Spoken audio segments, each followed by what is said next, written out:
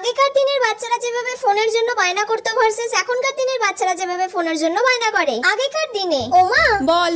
বলছি শ্রেয়া না কি সুন্দর একটা মোবাইল কিনেছে জানো তো, সেটাতে কি সুন্দর ধুম্মা চালে গান হচ্ছে।